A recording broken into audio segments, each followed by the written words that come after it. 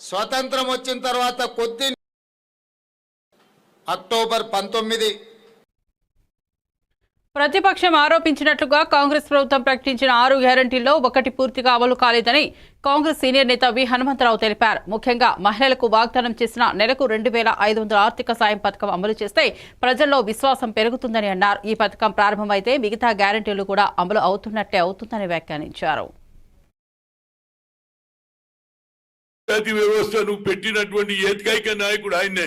5 సంవత్సరాలకు ఏదైతే అసెంబ్లీ జరుగుతుందో లోక్సభ జరుగుతుందో అదే విధంగా ఇది కూడా జరగాలని ఆలోచన చేసి ఆనాడు పంచాయతీ వ్యవస్థను పటిష్టం చేసి మహిళలకు 33% ఇవ్వాలని ఆలోచన చేసిన ఏకైక వ్యక్తి ఆనాడు రాజీవ్ గాంధీ. అంతేకాదు సాఫ్ట్వేర్ హార్డ్వేర్ తేవాలని ఆనాడు శాప్ పెట్రోల్ పెట్టి దేశ మొత్తంలో సెల్ ఫోన్ ఆనాడు టెలిఫోన్ చేస్తే సూర్యాపేటలో నింపేయకపోతే సూర్యాపేట ఇవాళ అందరి చేతిలో సెల్ ఫోన్ వచ్చింది.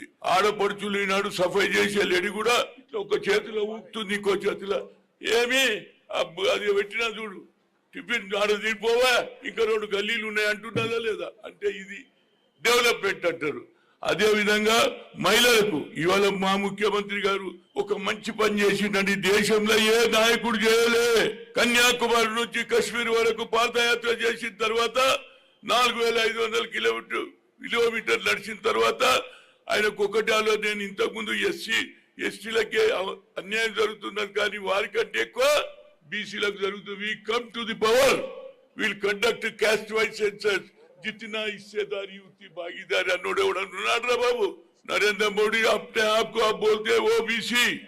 मैं 3 मरतबा मिला 56% वालों को न्याय करो, हमारे एक सेपरेट मिनिस्टर नहीं बनाए, क्रिमिनल हटाओ बोले नहीं आता है, कैश वाइज सेंसस करे। वही आज राहुल गांधी बोल रहा हम पावर में आएंगे तो बराबर 9th शेड्यूल में रखेगा।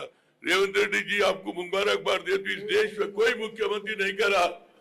150 करोड़ खर्चा करे, असेंबली में पास करे, कैबिनेट में पास करे, हर घर को फिरे, उसके ऊपर भी असेंबली में मदद करते बाहर के।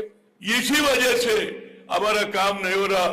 मैं सलमान भाई से मेरी गुजारिश है, देश भर में पहला चीफ मिनिस्टर है रेवंत रेड्डी ये काम करा, इसका नतीजा कब होगा? हमारा राहुल गांधी जी రాజీవ్ గాంధీ గారి దేశంలో పంచాయతీ వ్యవస్థను పెట్టినటువంటి ఏకైక నాయకుడు ఆయనే.